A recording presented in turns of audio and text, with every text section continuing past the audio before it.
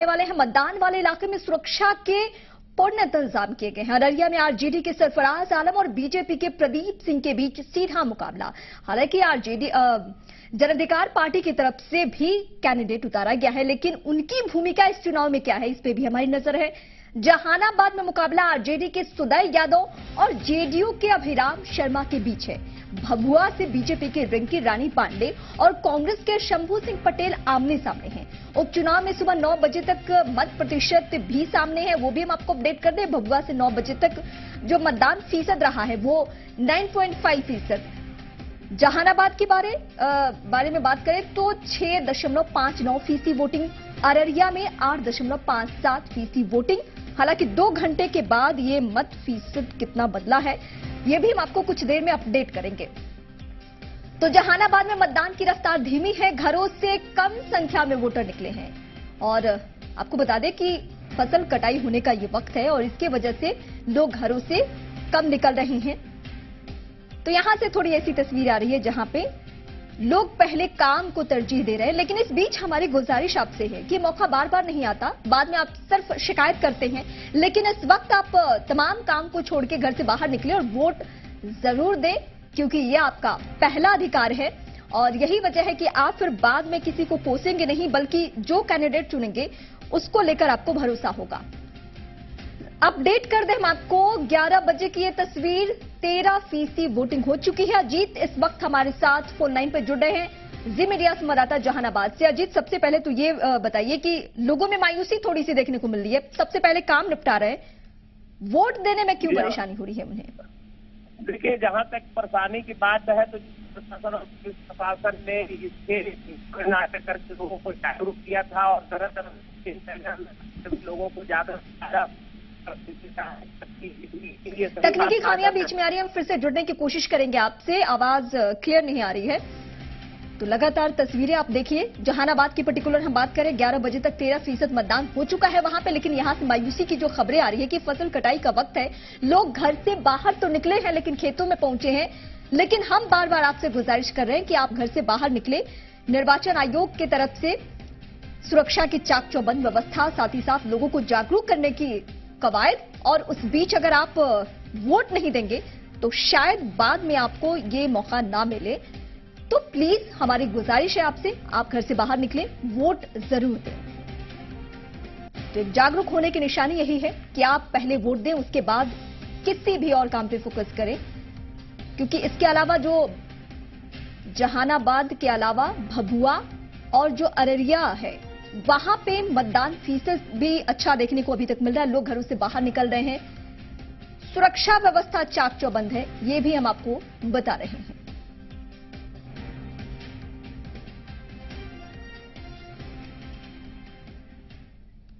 बिहार में उपचुनाव को लेकर वोटिंग जारी है, वहीं सभी दल खुद की जीत का दावा करने से भी नहीं चूक रहे, साथ ही आरोप प्रत्यारोप का सिलसिला भी जारी है। नीतीश कुमार ने कहा कि महागठबंधन से वो बिहार के हक में अलग हो रहे हैं, पलटी मारा उन्होंने, जिनके खिलाफ चुनाव लड़ा आज उन्हीं के गोद में जाकर बैठ गए।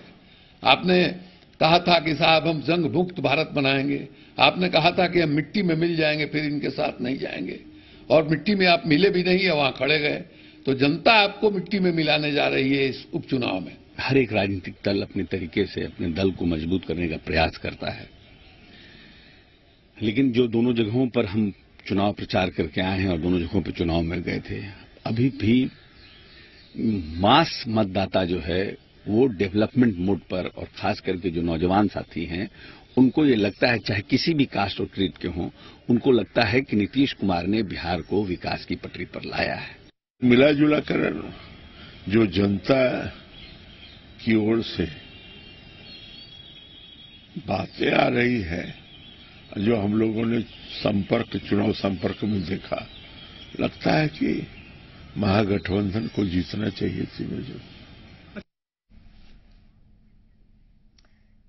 तो अब हम सीधे रुख करेंगे पटना का, जहां पे हमारे साथ 2 गेस्ट हमारे साथ जुड़े हैं। अमरनाथ तिवारी सहायक संपादक है द हिंदू के, और संजीव श्रीवास्तव राजनीतिक जानकार हैं। इसके अलावा शैलेंद्र हमारे साथ जुड़ रहे हैं जहानाबाद से। सबसे पहले तो शैलेंद्र से अपडेट ले लेते हैं। शैलेंद्र, जहानाबाद से ऐसी खबरें मिल रही है कि यहां पे मतदाता नहीं पहुंच रहे हैं वोट देने के लिए, क्या वजह है अभी तक? देखिए रीमा, यहाँ कुछ उदासीनता भी है मतदाताओं में, और दूसरी बात ये है कि अभी कटनी का समय जो हमारी बात हो रही थी, हम गांव में घूमे, हम रतनी प्रखंड में हैं, यहाँ के जुनाठी गांव है, आसपास के क्षेत्रों में गए तो उन लोगों का है कटनी का समय है और लोग अपने खेतों से अब घरों को पहुंचे हैं, खाना वाना बनाएंगे। उसके बाद जो 1 बजे के बाद मतदान यहाँ जोर पकड़ेगा, और उसके बाद जो है प्रतिशत जो अभी कम है, अभी लगभग 11 बज गया है और 13% वोट ही अभी यहाँ कास्ट हुआ है। और जिन बूथों पे हम लोग गए हैं कहीं भी कोई लाइन देखने को नहीं मिली, जो मतदाता आ रहे हैं आसानी से वोट डाल रहे हैं और जा रहे हैं। और अगर कहें कि जो व्यवस्थाओं की बात, अभी कुछ देर पहले हमारी जो यहाँ के जो एडिशनल एसपी हैं, अभियान हैं, उनसे बात हुई थी संजीव कुमार से, तो उनका ये कहना था लगभग 55 बूथों पर वो घूमे हैं और कहीं भी किसी तरह की जो एक कहे कि अप्रिय सूचना या अप्रिय घटना अभी तक यहाँ कहीं रिपोर्ट नहीं हुई है। एक गोली चलने की सूचना आई थी, वो भी है कि वो अरवल के क्षेत्र में, अरवल के इलाके के एकदम बॉर्डर पे हुई है, तो उसका भी कोई वो नहीं है। तो कुल मिला के ये कहें कि लोगों में कहीं न कहीं कुछ निराशा है। कुछ लोगों से बात हो रही, तो उनका ये कहना था कि सरकारें जब आती, कोई विपक्ष में रहता, सरकार में आ जाता तो वैसे काम करने लगा, फिर सरकार में जो लोग हैं वो अपने वादे पूरे नहीं करते। तो ये भी कहीं न कहीं एक मतदाताओं में लोगों को शिकायत नहीं करना चाहिए। आप भी कोशिश कीजिए, यही मौका है जब वो घर से बाहर निकले, वोट दे और अपने पसंद के उम्मीदवार को चुने। शायद इस बार शिकायतें उनकी दूर हो जाए। फिर हम आपका रुख करेंगे, लेकिन पटना का इस बीच रुख करते हैं। हमारे साथ मेहमान है अमरनाथ तिवारी, सहायक संपादक है द हिंदू के। अमर जी, सबसे पहला सवाल यही होगा कि बिहार में जब भी चुनाव हो, उपचुनाव हो, हमेशा समीकरण बदले रहते हैं। बदले माहौल में जो ये चुनाव हो रहा है उसको किस तरीके से देखें, क्योंकि कल तक जो दोस्त से अब दुश्मन की शक्ल ओढ़ चुके हैं, इसके अलावा जो कल तक एक साथ एक रणनीति पर फोकस कर रहे, सबकी रणनीतियों में फेरबदल देखने को मिल रहा है। तो इस उपचुनाव को लेकर जो लोग बहुत दिलचस्पी दिखा रहे हैं या बहुत बड़े फेरबदल की संभावना तलाश रहे हैं, उनके हाथ क्या लगना है बिहार में? नहीं, देखिए, ये जो गठबंधन में बदलाव आया है उसका जरूर इम्पैक्ट है वोटर्स पर। ये वोटर जरूर मैसेज देना चाहते हैं कि ये जो गठबंधन से निकल के आए, नीतीश कुमार बीजेपी के साथ चले गए या फिर महागठबंधन अकेले पड़ गया, कांग्रेस के साथ वो चुनाव लड़ रहा, एक मैसेज है। लेकिन जो एक्साइटमेंट है वोटर्स में, वो वोटर्स में एक्साइटमेंट कम इसलिए है, बाई पोल में हमेशा वोट परसेंटेज बहुत अधिक नहीं होता अनलेस वो कोई वीआईपी या वहां से कोई इंपॉर्टेंट पॉलिटिकल कैंडिडेट ना हो, जैसे गोरखपुर में है। बिल्कुल बिल्कुल, वो योगी जी का कंस्टिट्यूएंसी था तो वहां एक्साइटमेंट हुआ। लेकिन बाईपोल में जनरली लोगों का टर्नआउट थोड़ा लो होता है और सेकंड हाफ में शायद इंप्रूव करे। आपके रिपोर्टर्स सही बता रहे थे कि लोग अभी खेतों में काम करने का समय है, वहां गए होंगे काम करने। सेकंड हाफ में शायद ये इंप्रूव करे ये रेशियो वोटर्स का।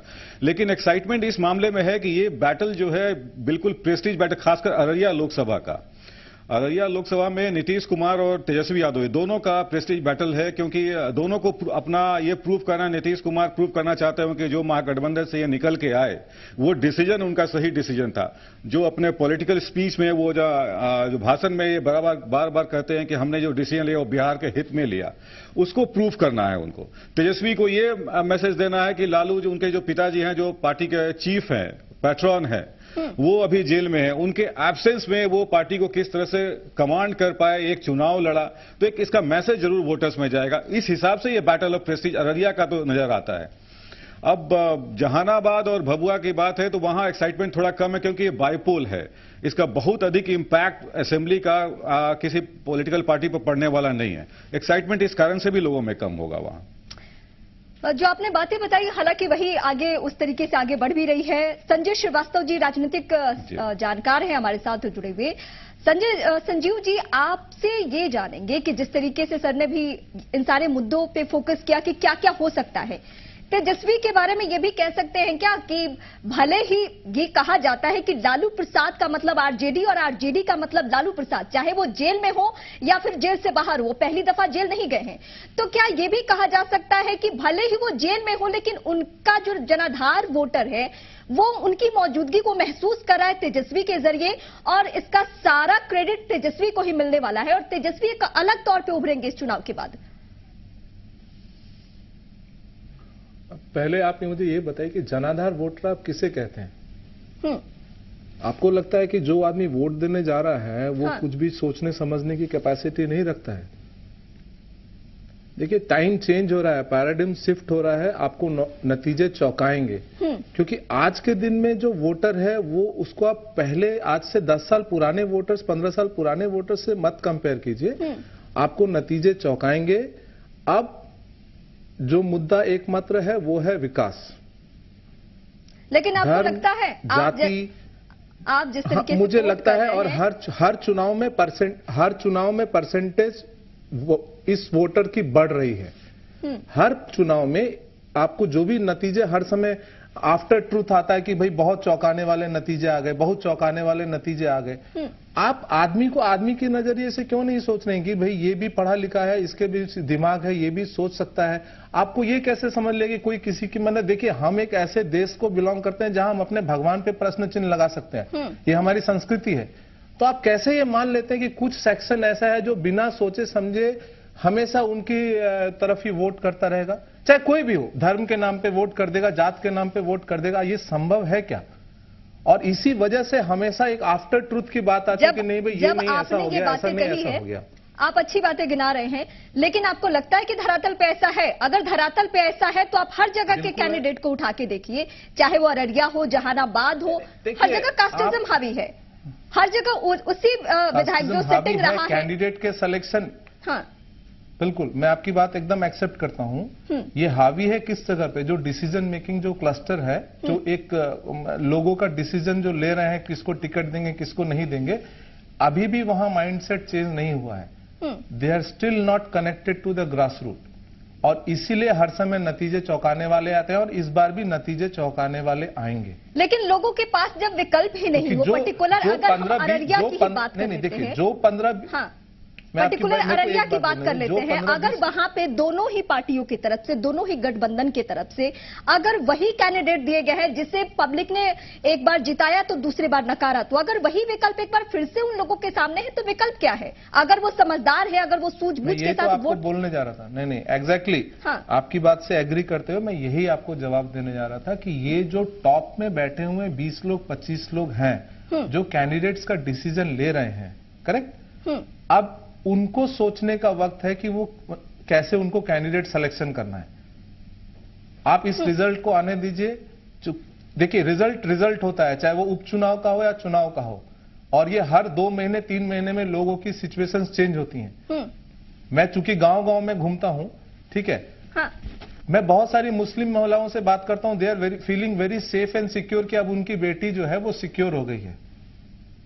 बात समझ गए? बिल्कुल, तो आप, मैं आपको बता रहा हूं, आप एक बात समझिए, गाड़ी लेकर के हम लोग किसी भी गांव के अंदर जाते हैं, ठीक है, पहले मैं अपने गांव में जाता था तो औरतें सड़क पे खड़ी हो जाती थी अचानक रात के अंधेरे में। कभी आपने सोचा है कि वो जो गंदगी है वो कहां लगी, साड़ी में लगी कि शरीर में लगा? आपको क्या लगता है जो डिग्निटी डिलीवर किया गया वो उस डिग्निटी के खिलाफ वोट कर देगी सिर्फ इसलिए क्योंकि वो एक जात को बिलोंग करती है? सिर्फ वो इसलिए वोट कर देगी कि मेरी बेटी तो सुरक्षित हो गई मगर फिर भी मैं इनको वोट नहीं दूंगी? देखिए, हम लोगों का पूरा थिंकिंग पैटर्न, वोटर्स ने अपना पैटर्न चेंज किया है, इसलिए हर चुनाव में नतीजे जो आते हैं वो चौंकाने वाले आते हैं। इस बार भी आएंगे। अब बारी है नेताओं की, वो कब सुधरने वाले हैं। बिल्कुल, अगर ऐसा हो तो, क्योंकि पब्लिक के ही हाथ में सब कुछ है, अगर पब्लिक चाहे तो कुछ भी संभव है।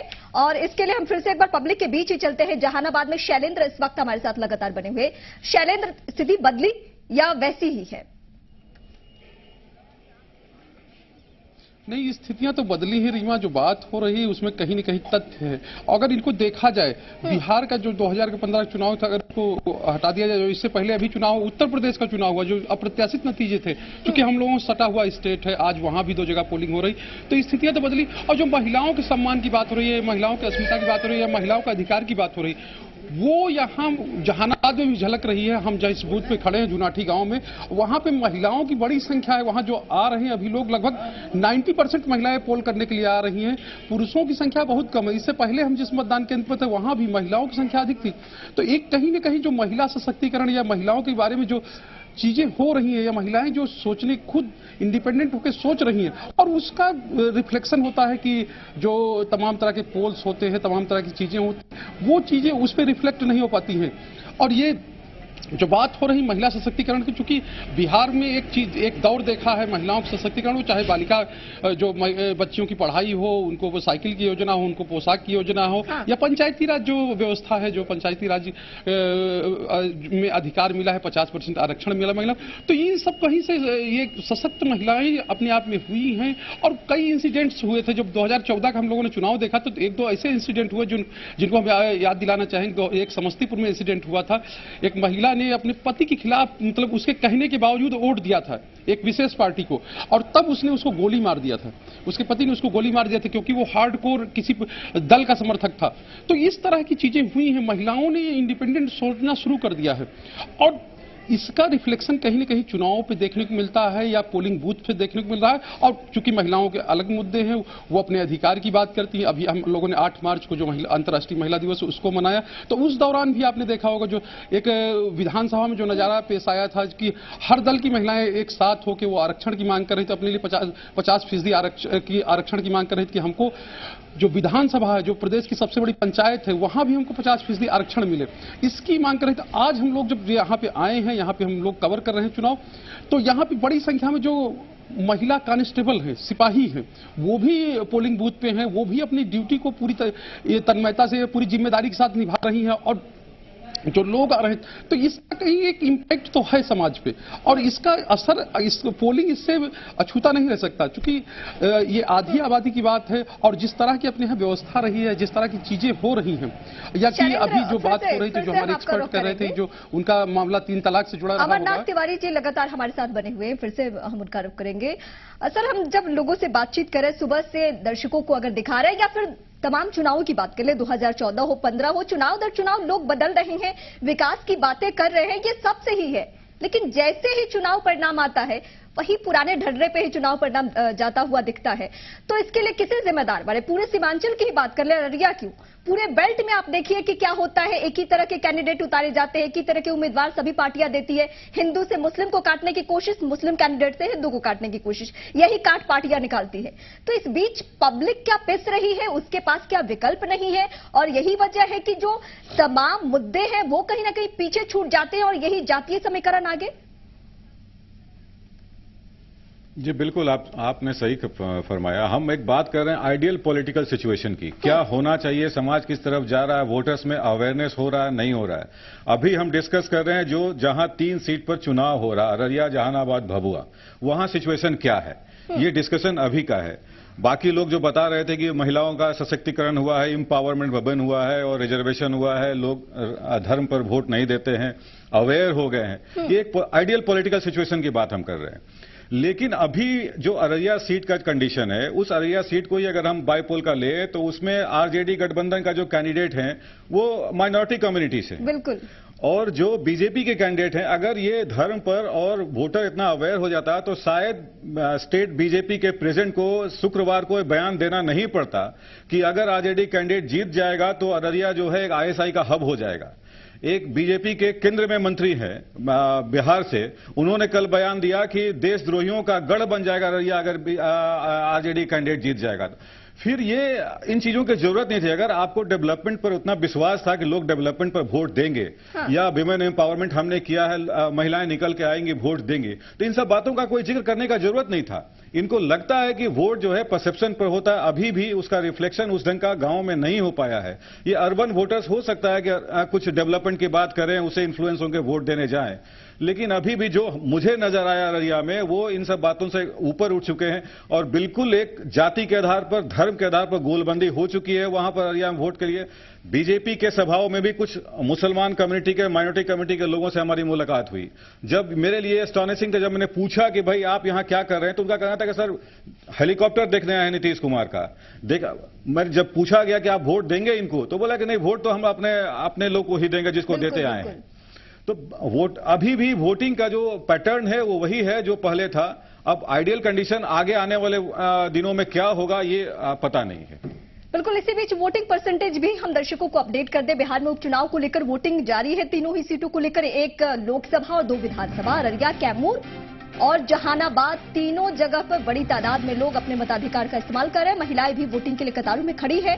वहीं मतदान के दौरान कोई उपद्रव ना करे, इसके लिए सुरक्षा के भी पुख्ता इंतजाम किए गए हैं। भारी संख्या में पुलिस बल की तैनाती की गई है।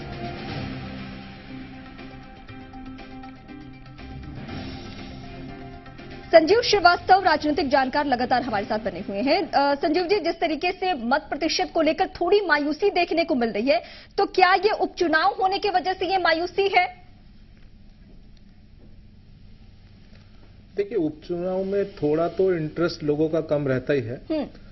खास करके हम ये जो 3 जहां पे अभी अगर भभुआ में फिर भी इम्पैक्ट कम है, मगर बाकी 2 जगह पे माइग्रेटरी वोटर्स बहुत ज्यादा होते हैं, तो उपचुनाव में थोड़ा परसेंटेज ऑफ वोट कम होगा, इसमें कोई डाउट नहीं है।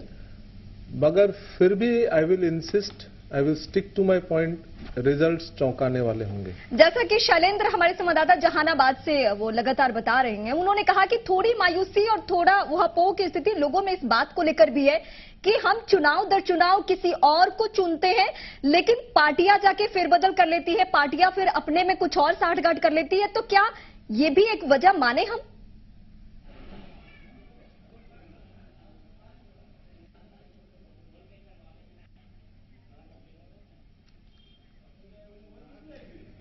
इसी सवाल का जवाब मैं शैलेंद्र से चाहूंगी। शैलेंद्र, अगर आप तक आवाज पहुंची हो और मेरा सवाल आपने सुना हो तो आप जरा बताइए। देखिए रीमा, कहीं न कहीं एक असर तो दिखता ही है कि लोग जिस तरह से वोटिंग है, जिस तरह की बात अभी अमरनाथ तिवारी जी कर रहे थे कि जो लोग हैं वो जाके, लेकिन हम इससे एक इतर बात करना चाहेंगे। हमने भी जाके कुछ जगहों पर जो कैंपेन देखा था, कुछ गांवों का मैंने भी दौरा किया था, और इस चुनाव के दौरान हम जो विधानसभा क्षेत्रों में भी घूमे थे। तो एक चीज है कि कहीं न कहीं जो बदलाव है वो आ रहा है। अब चूंकि नेताओं को जैसे कहा गया ना कि जब उम्मीदवार का चुनाव करना होता तब से ही वो लोग जाति और जाति व्यवस्थाओं पे आधारित, या कहें कि वोटरों के किस जाति के कितने वोटर हैं उस आधार पर देख उम्मीदवार को टिकट दिया जाता है। उसके बाद जब कैंपेनिंग होती तो उसमें भी जात के आधार पर ही नेताओं को चुना जाता है, किन क्षेत्रों में किसका बाहुल्यता है तो वहां पर उस तरह के नेताओं को भेजा जाता है। तो ये तो चीजें होती रह चुकी है, परंपरागत एक सिस्टम बन गया है। राजनीति के लोगों का करेंगे, विकास की बात करेंगे, लेकिन जब मौका आएगा तो वो जात पे चले जाएंगे। लेकिन समाज जो है, समाज अपनी रफ्तार से चलता है। समाज में जो बदलाव होते हैं धीरे धीरे होते हैं, तो एक बदलाव कहीं ना कहीं ये देखने को मिल रहा है, और एक ऐसा बदलाव है जिसके बारे में जो हम लोग कहते हैं कि चौंकाने वाले नतीजे होते हैं। तो ये चीजें समाज में चल रही हैं, और खासकर महिलाओं की बात बार बार हो रही, महिलाओं में विशेष जो परिवर्तन हो रहे हैं, या कहा जाए कि जो चौंकाने वाले नतीजे आते हैं, उनमें कहीं न कहीं एक उनका स्थिति होती है। जो महिलाएं जिस तरह से भाग लेती हैं, हम लोगों ने देखा है कि ये पहला चुनाव नहीं जब महिलाएं इतनी बड़ी संख्या में निकल रही है। कम मतदान होने के बाद भी महिलाओं की संख्या सबसे ज्यादा बूथों में देखी जा रही है। इससे पहले भी जो चुनाव हुए हैं उनमें भी ये स्थिति देखने को मिली, और हर चुनाव की अलग स्थिति होती है। चूंकि ये जो मायूसी की बात जहां तक शैलेंद्र से इस तरीके से भी कह सकते हैं कि मूल शिक्षा है, और शायद महिलाएं ज्यादा तादाद में शिक्षित हो रही हैं, और यही वजह है कि अब वो डिसीजन भी ले रही है किसको वोट देना है, वो खुद चुनाव कर रही है। लगातार गेस्ट हमारे साथ जुड़े हैं, उनका फिर से रुख करते हैं। अमरनाथ तिवारी हमारे साथ लगातार बने हुए। पिछली बार जब आपसे बातचीत हो रही थी तो आपने बड़ा अच्छा 2 बयानों का जिक्र किया कि किस तरीके से बयान देकर प्रभावित करने की कोशिश होती है। हालांकि बिहार वो प्रदेश है जहां पे वोटर कितने जागरूक होते हैं या पब्लिक कितनी जागरूक होती है, किसी से छुपी हुई बात नहीं है। जो भी फेरबदल हो, पार्टियों की रणनीति जिस तरीके से हो, या फिर जातिगत जो नेता पनपते हैं, उन सबके बारे में पब्लिक को जानकारी होती है। और चुनाव परिणाम कई दफा जो ऐसे आए हैं जिससे यह प्रूफ भी हुआ है कि बिहार की पब्लिक जागरूक है। लेकिन कई दफा ऐसे भी चुनाव परिणाम आते हैं जिसको देखकर लगता है कि हम उलझे हुए हैं उसी कास्टिज्म में, उसी मजहब के नाम पर। तो चूक कहां पे हो जाती है? क्या ये नेताओं की तरफ से चूक या हम पब्लिक की तरफ से चूक? देखिए, ये चौंकाने वाला जो रिजल्ट अनिल जी भी कह रहे थे कि चौंकाने वाला रिजल्ट होगा, तो क्या ये मान के चलें कि हमने डिसाइड कर लिया है किसी एक पार्टी की जीत होने वाली है, और शायद वो जीत ना हो और रिजल्ट चौंकाने वाला हो जाए? या फिर अररिया का अगर एग्जाम्पल लें तो उसमें जो थर्ड कैंडिडेट हैं विक्टर यादव, जो पप्पू यादव का पार्टी से हैं, उनकी जीत होने वाली है और रिजल्ट चौंकाने वाला हो जाएगा? ऐसा नहीं है, इट्स ए टफ बैटल, आप कह सकते हैं कीन कॉन्टेस्ट है अररिया में, और रिजल्ट किसी के पक्ष में जा सकता है। लेकिन वोटिंग पैटर्न जो है अभी भी बिहार में उसी ढंग से है जब जो पहले होते रहा, जाति के आधार पर है, धर्म के आधार पर। बिल्कुल। और कारण भी यही है कि पॉलिटिकल पार्टी जो है कैंडिडेट अपने उसी कास्ट या उसी कम्युनिटी से लेके आती हैं, उनका अपना परसेंटेज होता है, अपना कैलकुलेशन होता है, अपना कैंपेन उसी ढंग का लोग करते हैं कि किस पार्टी को, अपने पार्टी को किस तरह से अधिक फायदा पहुंचाया जाए। हाँ। अब देखिए बीजेपी के जो वहां कैंडिडेट हैं, उन कैंडिडेट का ही इंटरनल सैबोटाज, इंटरनल रिफ्ट जो है उनके पार्टी के लोकल लीडर्स ही बहुत कर रहे हैं। अब पार्टी को ये जरूरत महसूस होती है, और जो बिहार के पटना से जो डिप्टी सीएम या सीनियर पार्टी लीडर्स हैं वो जब कैंपेन करते हैं, उन रिबेल जो सो कॉल्ड रिबेल कैंडिडेट्स हैं उनको साथ लेके जाते हैं और पब्लिकली ये बोलते हैं कि ये भी हमारे साथ आज आए हुए हैं, लोगों को बताना चाहते हैं ये, ताकि एक मैसेज जाए उनके वोटर्स में कि भाई ये भी हमारा विरोध नहीं कर रहे, ये साथ में है। तो अगर वोटर अगर जागरूक हो जाए, अगर वोटर डेवलपमेंट पर। अच्छा, अभी ब्रेक का वक्त है, ब्रेक के बाद इसी चर्चा को हम आगे बढ़ाएंगे। छोटे से ब्रेक के लिए रुकते हैं, लेकिन तमाम कवरेज